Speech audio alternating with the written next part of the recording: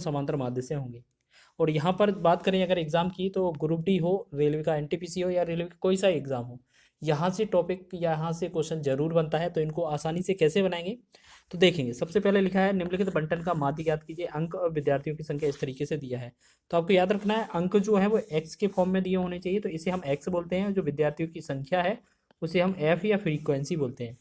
तो इसका जो फॉर्मूला आता है सिग्मा एफ एक्स बटा में सिग्मा एफ होता है इसका माध्य का फॉर्मूला। तो आप कैसे करेंगे कि जो माध्य होता है, माध्य क्या होता है, सिग्मा एफ एक्स बटा में सिग्मा एफ एक्स बटा में सिग्मा एफ, ठीक है। तो कहने का मतलब है इन दोनों का गुणा करना है। तो 10 और 17 का गुणा करेंगे 170 हो जाएगा।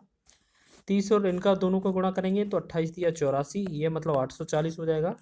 32 पंचे 160, तो ये हो जाएगा 1600। और 24 सत्ते 168, तो ये हो जाएगा 1680। और 19 नंबर 171, तो ये हो जाएगा 1710, ठीक है। अगर आप देखें, अगर यहाँ पर माध्य बराबर निकालें अगर हम, तो हमें क्या करना है, इन सब का टोटल करना है, ठीक है। इन सब का टोटल करेंगे तो 170, 840, 1600, 1680, 1710, इन सबको जोड़ेंगे तो ऊपर जो वैल्यू आएगा हमारा वो हो जाएगा 6000, ठीक है। बटा अब इनकी विद्यार्थियों की संख्या है, जो इन वाली संख्याओं को जोड़ लिया जाए, सिग्मा एफ। अगर हम बात करें 17 को, 28 को, 32 को, 24 को और 19 को, इन सबको जोड़ा जाए तो ये हो जाते हैं 120। एक जीरो से जीरो कटेगा, 12 एकम 12, 12 पंचे 60 और जीरो, यानी कि 50 जो बनेगा इस क्वेश्चन का आंसर बन जाएगा। ये हमारा समांतर माध्य हो जाएगा, ठीक है। तो सिग्मा एफ एक्स बटा सिग्मा एफ जो होगा इसका फॉर्मूला हो जाएगा। नेक्स्ट क्वेश्चन की ओर बढ़ेंगे हम।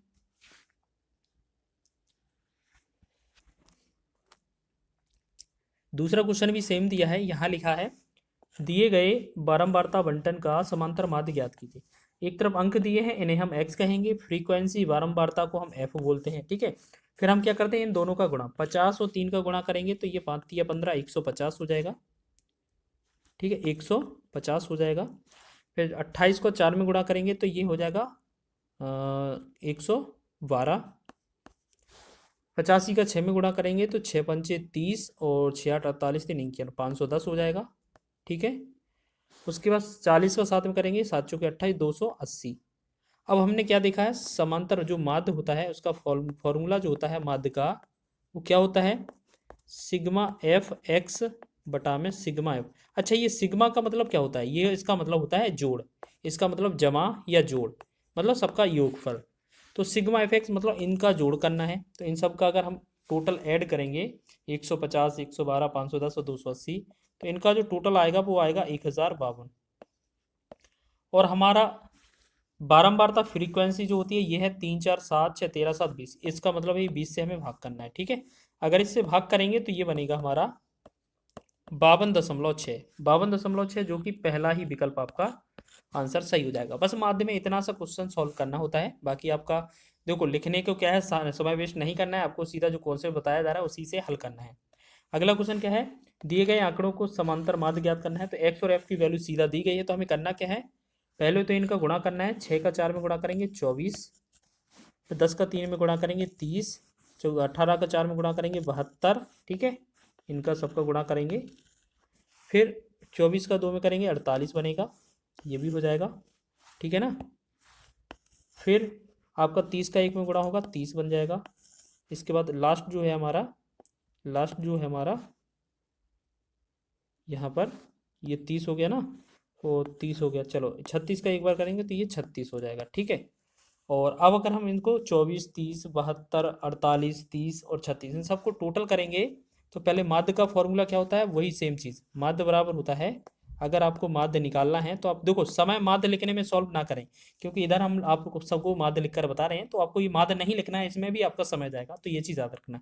टोटल करना है, इन सबका टोटल कर देंगे। अगर इन सबको जोड़ देंगे तो कितना हो जाएगा, एक बार चेक करेंगे, इन सबको जोड़ेंगे तो इनका जो टोटल बनेगा वो बन जाएगा आपका 240, ठीक है। और आपके पास जो नीचे एफ दिए थे 4 3 4 2 1 1, तो 4 3 7 4 11 2 13 2 15, ये 15 बनेगा। तो 15 से हमें भाग करना है, 15 से भाग करें, 15 एकम 15 और 15 छिका 90, ठीक है। तो ये बनेगा हमारा 16 इस क्वेश्चन का आंसर, जो कि सी विकल्प में दिया जा रहा है। चलिए आगे बढ़ाएं अगले क्वेश्चन की ओर। चलिए अगला क्वेश्चन क्या है, इसमें कुछ अब पूछा जा सकता है। नीचे दिए गए बंटन का माध्य 26 है, मतलब आंसर अब पहले दिया जा रहा है और के का मान ज्ञात करना है। तो देखो आपको सबसे पहले कंडीशन तो वही है, वर्ग आपका। अब देखो यहाँ पर एक चीज़ है, बदलाव किया गया, बारंबारता जो फ्रीक्वेंसी है वो तो एफ है ही, वर्ग दिया गया है, वर्ग के लिए हमें एक्स निकालना है। तो एक्स कैसे निकलेगा, जो 0 और 10 है इन दोनों को जोड़कर 2 से भाग, 0 को और 10 को जोड़ेंगे 10 बनेगा, 10 में 2 से भाग करेंगे 5 बनेगा, ठीक है।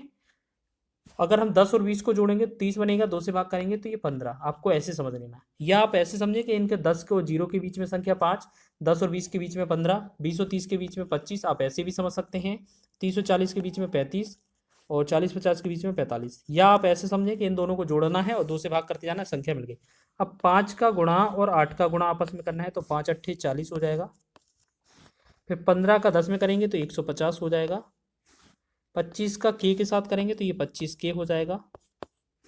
35 का 6 में करेंगे तो ये 35 का कितना होगा, तो ये 35 का 210 हो जाएगा कि नहीं। देखो 6 पंचे 30 और 36 18 3 21, यानी कि 210 हो जाएगा, ठीक है। और 45 का 12 में करेंगे तो 12 पंचे 60 और 12 चौके 48, 48 6 कितना होता है 54, ठीक है ना। 12 पंचे 60 और 12 चौके 48 और 6 54। अब हमें करना क्या है, इन सबको जोड़ देना है। अगर इन सबको जोड़ेंगे तो कितना आएगा, इन सबको जोड़ेंगे तो ये बनेगा आपका 940 प्लस में आपका ये 25 के अलग में रहेगा, 25 के हो जाएगा, ठीक।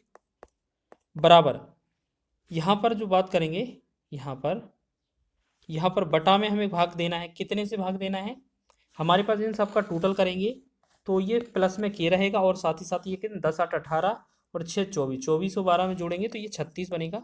36 प्लस के नीचे आएगा, बराबर में हमारा आंसर कितना दिया था, माध्य 26। तो हम यहाँ 26 लिखेंगे, बटा में एक करेंगे, तिरक गुणा कर देंगे, ठीक है। तो यहाँ से करेंगे तो ये 936, 26 का गुणा इस तरफ करेंगे और इनका इस तरफ, तो ये 936 बनेगा प्लस में 26 के बनेगा, बराबर इधर से ये 940 होगा प्लस में 25 के रहेगा, ठीक है। अब एक बात बताइए, आपका ये है, ठीक है।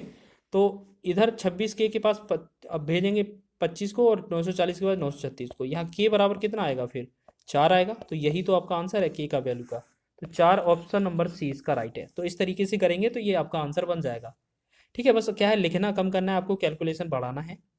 नेक्स्ट क्वेश्चन क्या है, आंकड़ों पर आधारित होता है। तो आपका माध्य की बात किया जाए तो माध्य का जो फॉर्मूला होता है, समांतर माध्य भी कहीं कहीं लिखा होता है, जैसे यहाँ समांतर माध्य लिख लिया, तो यहाँ समांतर माध्य लिखेंगे तो माध्य बराबर होता क्या है, योग बटा संख्या, यानी कि जितने भी संख्या है उनका योग करेंगे और बटा में संख्या से भाग कर देंगे कुल, ठीक है।